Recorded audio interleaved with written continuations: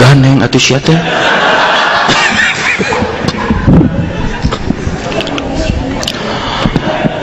Assalamualaikum warahmatullahi wabarakatuh. Alhamdulillahirabbil alamin. Wassalatu wassalamu ala rasulina Muhammadin wa ala alihi wa sahbihi ajmain. Ya ayyuhar rahimakumullah, qala Allah ta'ala fil Qur'anil Hakim, a'udzu billahi minasyaitonir rajim, wa ma khalaqtul jinna wal insa illa liya'budun. Qala Rasulullah sallallahu alaihi wasallam, innama bu'itstu liutamima makarimal akhlak, amma ba'du. Hai. Naon jol haik. Ulah aing we nu diharupna urang Jepang hungkul. Padahal teuing. Ibu-ibu, bapak-bapak, adik-adik, saudara-saudara seagama yang dimuliakan Allah. Hari ini saya diminta untuk memberikan ceramah rohani, bimbingan keagamaan. Da maneh mah teu ngadarengikeun kabeh malotret atuh lieur aing mah. Sebenarnya saya bukan ahli. Barangkali yang hadir di sini juga sudah mendengar bahwa saya itu bukan kiai, saya cuman seniman, artis, pelawak, bintang film. Iya. Naon atuh baru aya penceramah pakai sweet. Nah dikiranya saya teu bisa.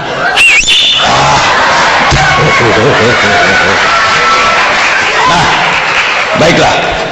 Di dalam kesempatan kali ini saya ingin membawa kepada yang hadir sebuah kisah yang pernah terjadi di masa pemerintahan Khalifah Sayyidina Umar bin Khattab, yaitu kisah seorang panglima Islam, Jenderal Khalid bin Walid.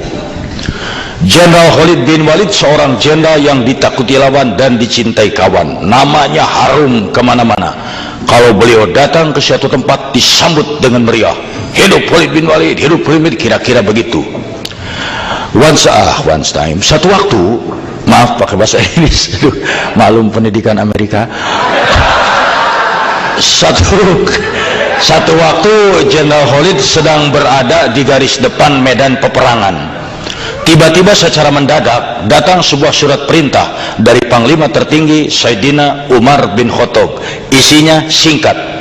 Dengan ini saya nyatakan Jenderal Khalid bin Walid dipecat. Segera menghadap. Menerima surat pemecatan itu Jenderal Khalid sampai tidak bisa tidur. Masalahnya bukan apa-apa, karena merasa tidak bersalah. Nah, adik-adik yang kerja di sini juga dipecat tidak pugu-pugu, yakin tidak bisa tidur. Nah, tapi karena beliau mah prajurit yang baik, taat pada atasan, turut perintah, serahkan jabatan sama pengganti, langsung menghadap Umar bin Khattab. Assalamualaikum ya Amirul Mukminin. Waalaikumsalam. Please sit down. Silakan duduk. Langsung saja to the point. Saya menerima surat pemecatan. Apa benar saya dipecat? Umar bin Khattab menjawab, iya.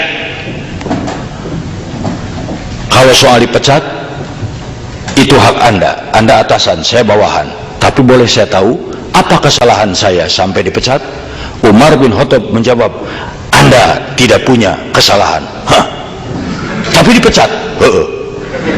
Apa kurang baik saya jadi jenderal? Umar bin Khattab menjawab, di zaman ini Anda jenderal yang terbaik.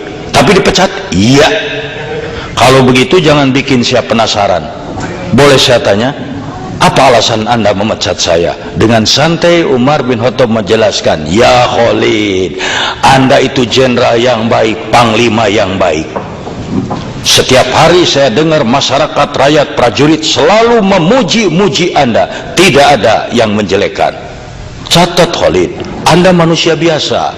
Terlalu banyak orang yang memuji, bukan mustahil dalam hatimu akan timbul rasa sombong. Sedangkan dalam ajaran Islam, innahu la yuhibbul mustakbirin, Allah tidak menyukai orang yang sombong. Seberat debu rasa sombong dalam hati, neraka jahanam yang menunggu.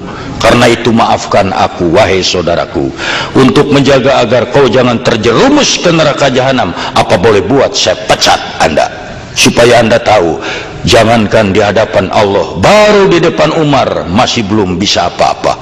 Mendengar jawaban yang demikian, Jenderal Khalid berdiri memeluk Umar bin Khattab sambil menangis dan berkata, terima kasih ya Umar, engkau saudaraku. Allahu Akbar. Itu jiwa Islam. Di zaman sekarang belum tentu ada 1 dari 1000 jenderal yang begitu. Sekarang mau disuruh berhenti dan yang paling hebat setelah dipecat, apa beliau punung? Itu punung bahasa Indonesia naonnya? Apa beliau memunung? Tidak. Beliau balik lagi ke medan perang, bertempur lagi, dengan catatan perangnya bukan sebagai jenderal, bukan sebagai panglima, tapi sebagai prajurit biasa. Bayangkan bekas jenderal perang di bawah komando sersan. Tapi waktu ada yang bertanya, ya Khalid, apa-apaan Anda sudah dipecat masih mau perang sebagai prajurit lagi? Apa jawabannya? Saya perang bukan karena pangkat, jabatan, saya perang bukan karena khalifah, saya perang semata-mata karena Allah, mencari keridhaan Allah. Indah ini kisah. Nah adik-adik, coba kita ambil inti dari sikap Jenderal Khalid. Anda bekerja di Jepang sebagai ini, sebagai itu, bersekolah di Jepang, menuntut ilmu di sini, segala, hanya satu, mencari keridhaan Allah. Wa ma khalaqtu jinna wal insa illa liya'budun. Mencari keridhaan Allah hanya satu, laksanakan perintah Allah, jauhi yang dilarangnya. Ya. Banyak zaman sekarang orang yang kecewa karena tujuannya bukan karena Allah, tapi karena sesuatu. Anda pergi ke Jepang dengan satu itikat, saya cari Jepang, cari duit, pulang dari sana ke Indonesia, punya rumah, punya mobil. Belum tentu. Saya datang ke Jepang, sulit cari kerja di sana, kita cari kerja di sini, gajinya gede segala. Begitu berhadapan di sini, penghasilan tidak seperti yang diharapkan, capeknya melebihi, Anda akan kecewa. Karena apa? Salah tujuan. Seorang mahasiswa, dia kuliah karena apa? Ingin jadi sarjana. Setelah jadi sarjana, punya jabatan, punya kedudukan, rumah mewah, mobil indah, itu. Begitu lulus jadi sarjana, cari kerja pun sulit. Akhirnya apa? Dia kecewa karena salah tujuan. Coba kalau tujuannya karena Allah. Seorang mahasiswa, dia kuliah, ya Allah, begitu mau pergi, saya pergi ke kampus menuntut ilmu karena diperintahkan olehmu. Thalabul ilmi faridatun ala kulli muslim. Mencari ilmu wajib hukumnya bagi setiap muslim. Go, pergi kuliah. Mau jadi sarjana mau tidak, itu urusan nanti. Apa yang harus jadi sarjana itu sukses hidupnya hanya sarjana? Belum tentu. Lihat macan, lihat harimau, apa pendidikannya? SD juga tidak tamat, tapi dokter dihakan. So saya berani ngadu harimau jeung insinyur, saya pegang maung.